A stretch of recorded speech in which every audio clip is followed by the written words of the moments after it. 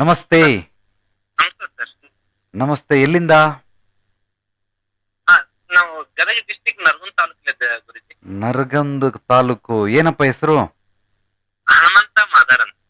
ಹನುಮಂತ. ಎಷ್ಟು ವಯಸ್ಸು ಹನುಮಂತ? ಹಾ ಗುರುಜಿ. ವಯಸ್ಸು ಎಷ್ಟಪ್ಪ? ಗುರುಜಿ, ವಯಸ್ಸು ಅಂದ್ರೆ ಆಯುಷ್, ಇದು ನಿನ್ನ ಏಜ್ ಎಷ್ಟು ಅಂತ ಕೇಳಿದೆ. 36 ಚರ್ಚೆ ಗುರುಜಿ. ಓಕೆ. ಮದುವೆ ಆಗಿದ್ಯಾ? ಇದು ನಮ್ಮ ಅಕ್ಕವ್ರ ಬಗ್ಗೆ ಸ್ವಲ್ಪ ಕೇಳ್ಬೇಕಿತ್ತು ಗುರುಜಿ. ಅವ್ರ ಮನೆಯೊಳಗೆ ಬರೀ ಪದೇ ಪದೇ ಸ್ವಲ್ಪ ಪ್ರಾಬ್ಲಮ್ ಆದಾಗ ಸಿಕ್ಕೊಂತಾರೆ ಅವ್ರು. ಓಕೆ ಮಿತ್ರ, ಕರೆ ಮಾಡಿದ್ದಕ್ಕೆ ಮೊದಲು ಧನ್ಯವಾದಗಳನ್ನು ತಿಳಿಸ್ತೀನಿ. ನಾನು ನಿನಗೊಂದು ಮಾತು ಹೇಳ್ತೀನಿ. ಯಾರಿಗೆ ಹುಷಾರಿಲ್ಲ ಅವ್ರನ್ನ ಡಾಕ್ಟರ್ ಶಾಪ್ ಕರ್ಕೊಂಡು ಹೋದ್ರೆ ವೈದ್ಯರು ಅವ್ರಿಗೆ ಚೆಕ್ ಮಾಡಿ ಇಂಜೆಕ್ಷನ್ ಕೊಡ್ತಾರೆ, ಇಲ್ಲ ಮಾತ್ರೆ ಕೊಡ್ತಾರೆ, ಟ್ರೀಟ್ಮೆಂಟ್ ಕೊಡ್ತಾರೆ.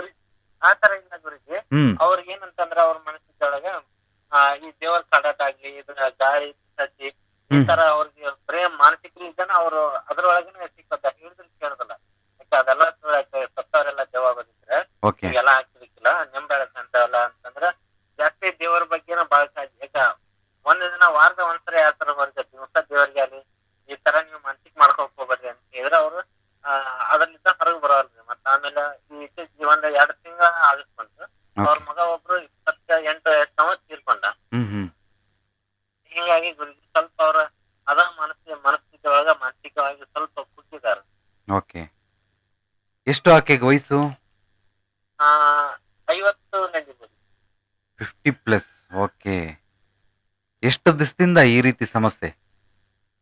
ಆ ಒಂದ್ 10 ವರ್ಷಲಿದ್ದಾನೆ ಈ ತರ ಆಗಿದೆ. ಅವ್ರ ಹೆಣ್ಮಕ್ಳು ಕೊಟ್ಟಲ್ಲ ಅವರು ಮಕ್ಕಳಿಂದ ಅಲ್ಲಿ ಗಾಯ ಆಗ್ಲಿ, ಮಕ್ಕಳಿಗೆ ಹಿಂಗ ಈ ತರ ಕೈ ಕಾಲು ಹಿಡ್ಕೋದಾಗ್ಲಿ, ಓಕೆ ಅವ್ರ ಗರ್ಭಿಣಿ ಇದ್ದಾಗ ಮತ್ತ ಈಗ ನನಗ ನಮ್ಮ ಅಕ್ಕವ್ರ ಮಗಳ ನನಗ್ ತೋಡೆ ಗುರುಜಿ. ಹ್ಮ್ ಹ್ಮ್ ನನ್ನ ಮಕ್ಕಳು 3 ಮಕ್ಕಳು ತೀರ್ಕೊಂಡು ಅವಾಗ ಎಲ್ಲ ಗಾಳಿ ಸಟ್ಟ ಆತು. ಹಂಗ ಡೆಲಿವರಿ ನಾರ್ಮಲ್ ಡೆಲಿವರಿ ಕೂಸೆಲ್ಲ ಚಲೋ ಇತ್ತು. ಓಕೆ ಆದ್ರ ಇದ್ದಕ್ಕಿದ್ದಂತ ತೀರ್ಕೊಂಡ್ ಬಿಡ್ತಿದ್ರು. ಓಕೆ ಈ ತರ ಗುರುಜಿ ಅವರೆಲ್ಲ ಮನಸ್ಸು ಗಾಳಿ ಆತ. ಎಲ್ಲಾರು ಕೇಳ್ತಾಗೆಲ್ಲ ಇಲ್ಲ ನಿಮಗ ಇಂತ ಗಾಳಿ ಆಗೈತಿ, ನಿಮ್ ಕಾಡಾಟ ಐತಿ, ಈ ತರ ಎಲ್ಲಾ ಹೇಳ್ತಾರೆ ಗುರುಜಿ. ಓಕೆ. ಅಕ್ಕ ಎಲ್ಲ ಜೊತೆಲಿದ್ದೀರಾ? ನೀವೆಲ್ಲ ಒಟ್ಟಿಗೆ ಇದ್ದೀರಾ?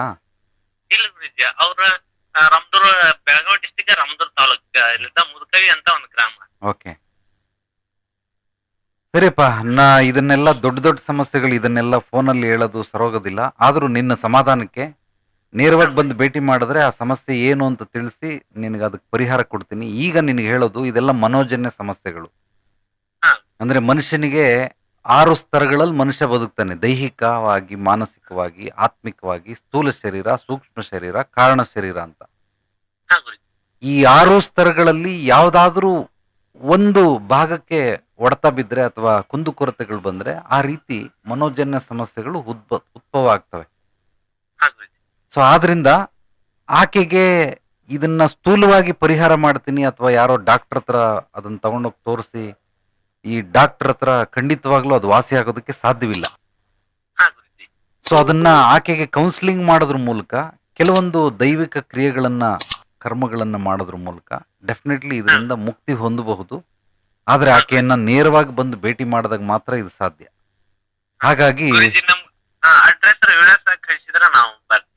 ಈ ನಂಬರಲ್ಲಿ ವಾಟ್ಸಪ್ ಇದೆ. ಸೊ ಆಕೆ ಹೆಸರು, ಫೋಟೋ, ಡೇಟ್ ಆಫ್ ಬರ್ತ್ ಕಳಿಸಿದ್ರೆ ನಾನು ಅಡ್ರೆಸ್, ಲೊಕೇಶನ್ ಕಳಿಸ್ತೀನಪ್ಪ. ಹಾ ಗುರುಜಿ. ಓಕೆ ಹಾ ಗುರುಜಿ. ಓಕೆ. Thank you. ಧನ್ಯವಾದಗಳು.